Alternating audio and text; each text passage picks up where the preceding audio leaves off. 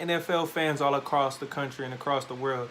It's your boy Adrian, and I'm back. Now, starting now for the rest of this NFL season, I will be giving you my top 10 teams in the league, and this will change weekly, very to very, based on the results of week by week changes for the rest of this NFL regular season. Now, we just finished the wild week 12, but let's get this started. And I had one team right outside of the top 10, and that is the Minnesota Vikings. Now I know they're 6-4-1, but hey, Kirk Cousins finally got his first big win at home against the Green Bay Packers and Aaron Rodgers. But let's see what he can actually do in another back-to-back big-time game against the New England Patriots and Tom Brady in Foxborough. So with that said, let's get started. At number 10, I have the Indianapolis Colts.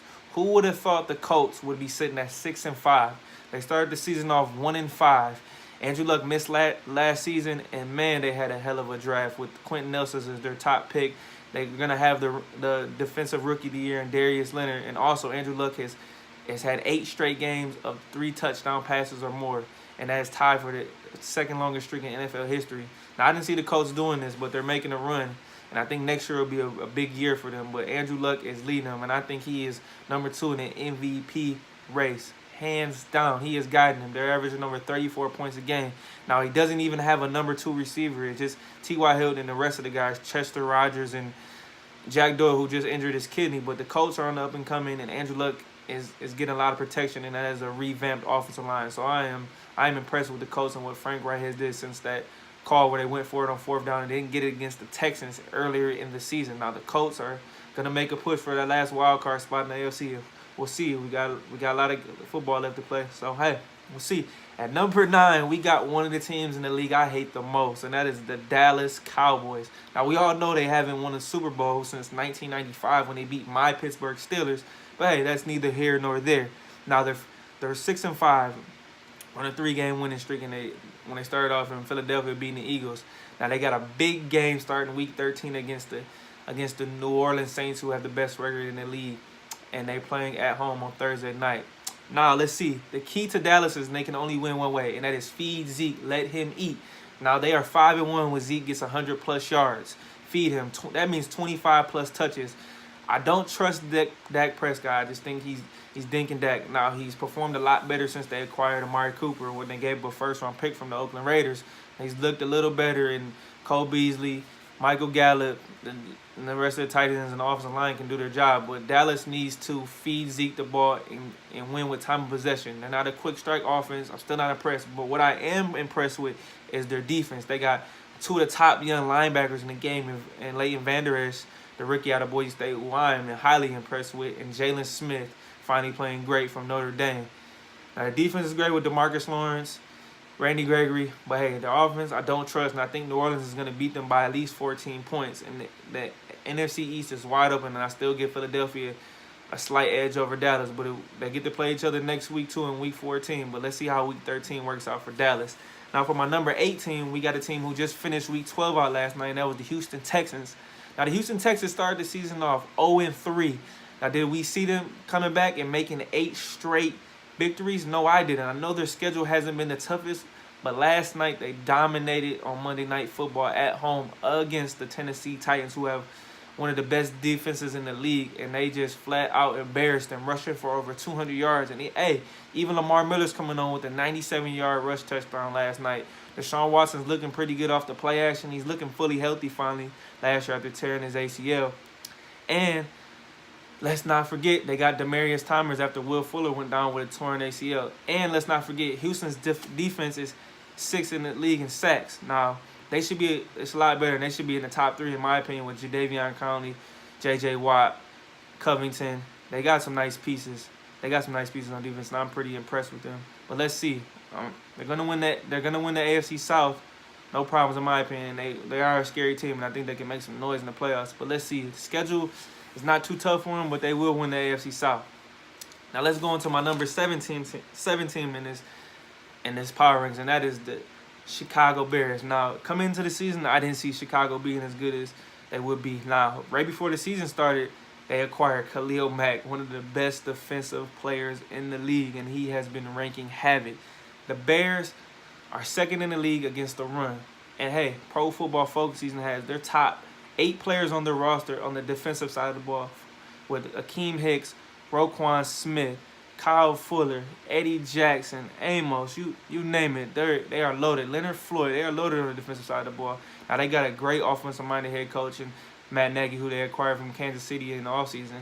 And now the biggest question mark for me for the Chicago Bears is the fact that they have Mitchell Trubisky. I know he's in his second year, and hey, he's leading all NFL quarterbacks in rushing yards. But hey, I don't trust him yet. The Bears traded up to get him in last year's draft when they could have Patrick Mahomes and Deshaun Watson. But hey, that's just me. And they believe in him, and as good as Matt Nagy is, he finds creative ways to run that offense.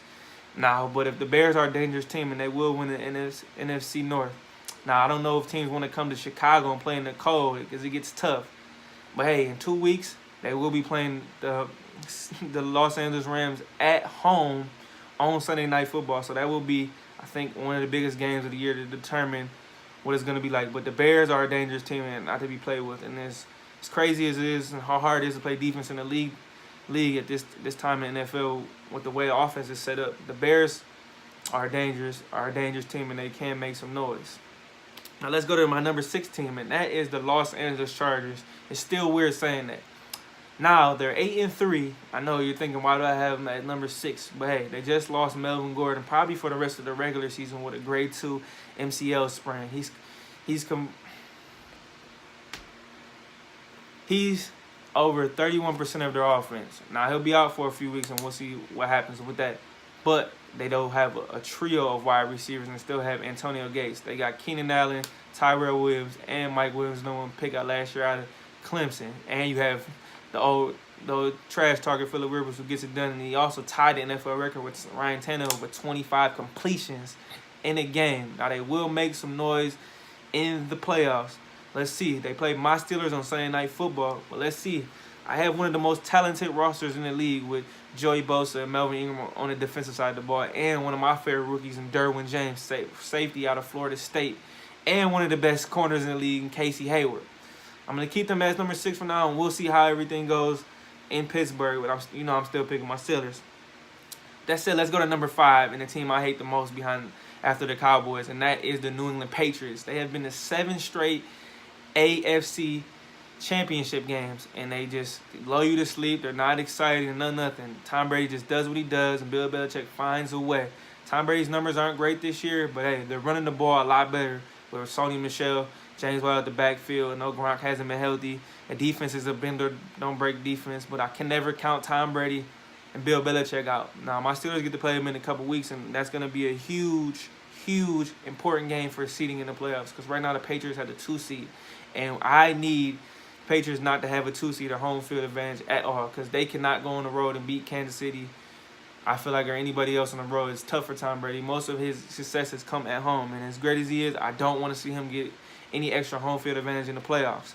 Now let's jump to number 4, and that is my Pittsburgh Steelers. Now I know we took a tough loss at Denver, but we still, like I said previously, we get a chance to redeem ourselves. We got San Diego at home, and then we got the Raiders, and then we got Patriots, and that's the game I'm looking forward to. But we need to take care of business Sunday night. Now, my defense, I'm worried about the secondary, but guess what? We got a ferocious pass rush, which we lead the NFL in sacks. Now, Big Ben needs to be a lot careful with the ball and stop turnover. In our last 2 games, we've turned the ball over 7 times, and our turnover ratio is -7 for the entire season. The problem isn't if we can do it or not. We're talented enough to do it. We have to have attention to detail and focus, and got to keep our guys ready to go. And we need to try to go grab this 2 seed. 4-1, like I said. Let's see if they can do it, and that's still my Super Bowl pick. Not being biased, I'm being objective, but I'm still picking who I'm picking, and that's the Pittsburgh Steelers to make it to the Super Bowl out of the AFC. Let's go to the number 3 team. I know a lot of people will disagree with this, but I'm going to pick the Kansas City Chiefs. Patrick Mahomes leads the NFL in touchdown passes, 37 touchdowns, 10 picks. He's a turnover machine, and in his 2 biggest games, he's had 7 turnovers, and that was at Foxborough and then against the Rams. Now those are the two biggest games on his schedule that they didn't win. He looked a little shaky early against Tom Brady and Foxborough, but if the Chiefs get home field advantage, man, I'm gonna tell you, it's gonna be tough to beat them in the AFC. Period. I think Arrowhead is the toughest place to play in the NFL, also behind the 12-man in Seattle. So hey, Kansas City has a boatload of weapons with Cheetah, the top 5 receiver in the league. Travis Kelce, who in my opinion is the best receiver in the league. hands down. The defense is their shaky part. Now they're last in the NFL in pass yards allowed per game. Also, they need to get Eric Berry back as a safety, one of the best safeties in the game, who will be a future Hall of Famer. Now they got Justin Houston back, and they have a dominant defensive lineman in Chris Jones. Now the defense has the hold up, but Chiefs will have a lot to say about who comes out of the AFC, especially if they get that #1 seed. Now let's go to number 2, and that is the team who beat the Chiefs in the most exciting game that I've seen in quite some time and that is the Los Angeles Rams. Jared Goff is 4th in the NFL in passing yards. They have duo weapons, Todd Gurley, who's a savage, who I had as an early season MVP frontrunner, but he's tailed off a little bit. He's 13 touchdowns as well. He's 2nd in the league in rushing, behind Ezekiel Elliott. Now, they still got Brandon Cooks. They got Robert Woods. I know they lost Cooper Kupp, but hey. And the thing I'm worried about the Rams the most is the defense. They need to step it up. They're supposed to be getting Talib back either this week because he's coming back to practice or next week. But they also have a dominant force who's going to win Defensive Player of the Year, and Aaron Donald. He leads the NFL in sacks. The Rams, I don't know. I'm scared because if they got to go and play in New Orleans, I don't think they're beating them because a lot of teams can come to the LA Coliseum and win. And I don't see their thing as a home field advantage because a lot of people can come there and win. I've seen the Packers that had more the fans than the Rams did. So we'll see what happens with the Rams. They're sitting at 10-1. They only lost to the Saints. And that gets me to the #1 team in the league right now, and that is the New Orleans Saints. They are on a tear right now. Drew Brees is the leading MVP candidate, in my opinion. He's 29 touchdowns and 2 interceptions, and he also broke the career passing yardage in the NFL career this year against the Washington Redskins. Now, they are dangerous. They have the duo running backs of Mark Ingram and Alvin Kamara. You can't stop them. They can win a multitude of ways, and also people may not say their defense is not spectacular, but guess what? They're #1 against the run, and their secondary is getting better because they added Eli Apple.